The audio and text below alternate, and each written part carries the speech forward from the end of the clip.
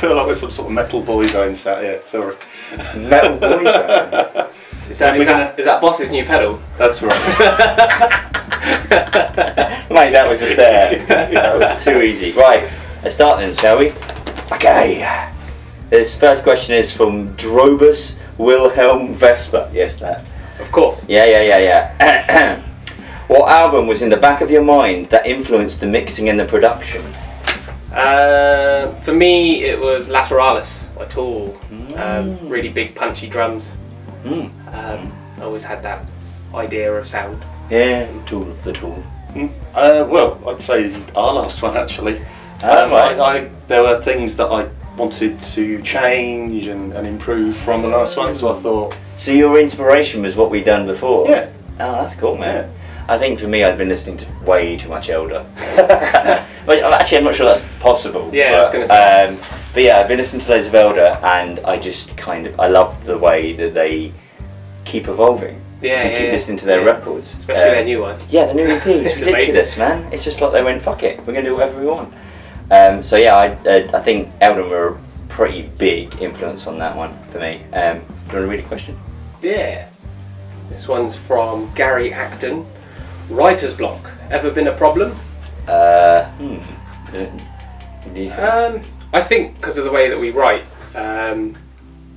whenever an idea isn't progressing, we kind of just move on and then come back to it later. So it's never really been like a barrier. It's just been, we need to step away from this for a bit and then move on. That's what I've always felt like when we're writing. I don't know about you guys, but if you've come up with an idea and you say we'll practice it next practice, I kind of half want to know what's going on before we get there. Otherwise, I feel like a complete prat. Yeah. When you guys are like jamming away and I'm like, you know what, I've got nothing.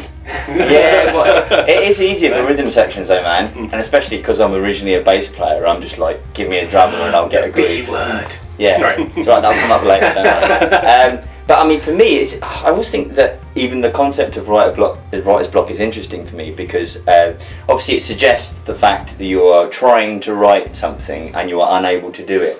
Whereas I think, and I used to think that I got writer's block until I realised that no, I'm just not ready to write right now.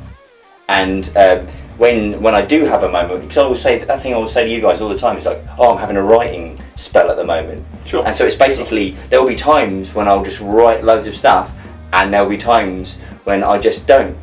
And I guess it's, I've recognised now not to try and write when it's just not happening. You know? Exactly. And I guess that's what people would call writer's block. Yeah. Like, but I just don't even try it. I'm like, if I pick up my guitar and nothing comes out, I'm like, no, I'm just obviously not in that place. Yeah. Whereas when because I know when I am in that place, I pick up my guitar and stuff just comes out straight away, and it's like I'm not even trying to do it. Yeah, exactly. Very juicy. So I don't. It sounds weird, but I don't think I don't think I really experience writer's block. I just have definite moments when I'm in a writing mode, and definite moments when I'm not, and I don't try and force either. Just go with the flow, you know. Yeah. So, all good.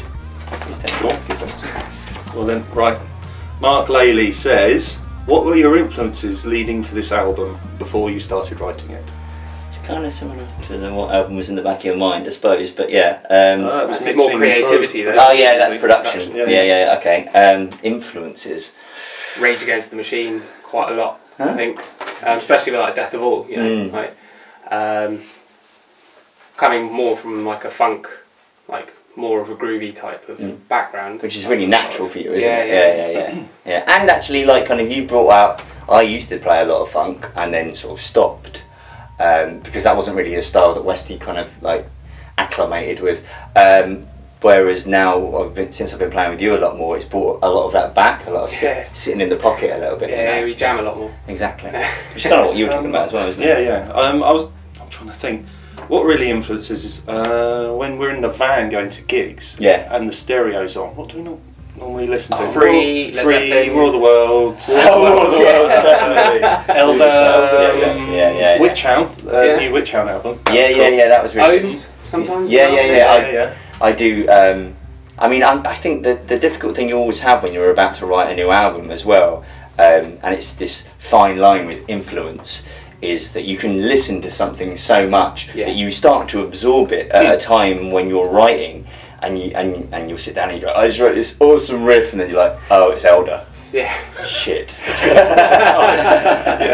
Because you've absorbed it without really thinking, and then you just basically wrote their riff again. So you kind of have to. I think sometimes it's better to sort of, like, I always go back to stuff like free, just because in a weird kind of way we learn from experience that we aren't free and we can't write exactly like free, but something about listening to free.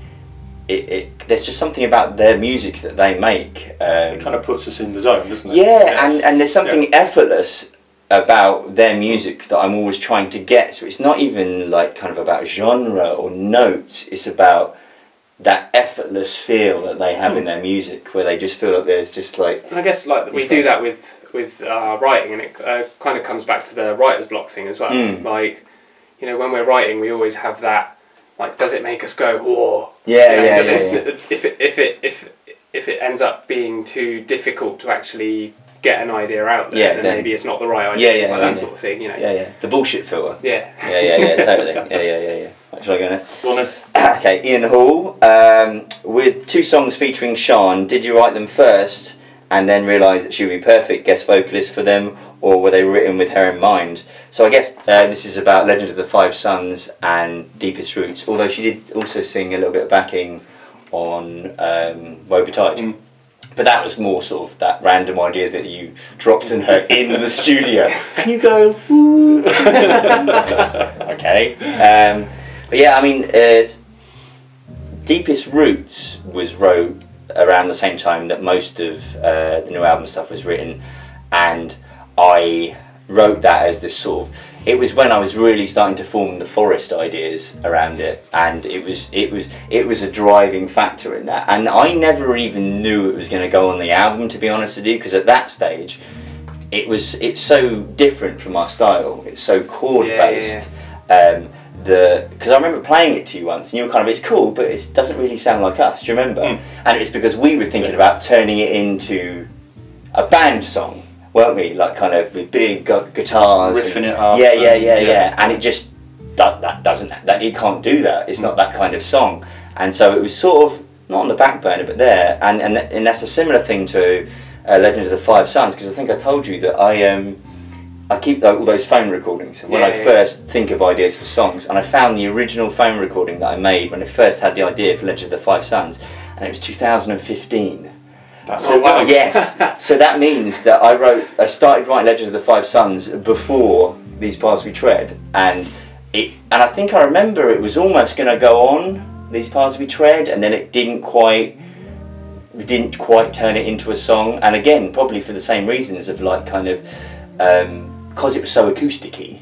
It was like at that time, I mean obviously we know now after having released this new album that we can do acoustic, but back then we were like, we're not sure we can do that. Yeah. Not sure the people would like it, not sure we like it, not sure we know how to approach it. And so I would say that's a bit of a long answer, but I would say that like both of the songs were written before I had Sian in mind, and then I kind of got to know Sian and listened to Aluna and heard her sing, and just something clicked in my mind one day, and I asked her if she wanted to do guest vocals on it, and then it's just incredible. It's just like, I mean, I think it's one of your guys' favourite songs on the album, isn't it? Like Legend of the Five Sons. We're not even on it. Brilliant. But it's really interesting because it's, I think when that came together, before any even intense mixing was done on that, when me and Sian were in recording in the studio, so it was just me, Ian and Sian, you guys weren't even there, I could sense that some magic was happening, just like actually there in the studio. And when we tend to do the songs, it's very much you get this like, oh, we'll build it up, you know, we'll put the drums on, put the guitars on, whereas as soon as Sian started singing that, I got like chills, and I was just like, shit, this is going to be a really fucking good song. You know, and then it was almost in the mix. It's like, don't ruin it, you know, because it was like, you know, when you know something's already really good, it's like, because it's so easy in mixing to actually ruin things. But yeah, that's cool. Right, hang on, I'm fucking melting. Right, melting. Oh, some tea. Coffee break. Coffee break. Have a bit of a swig. It's all that talking.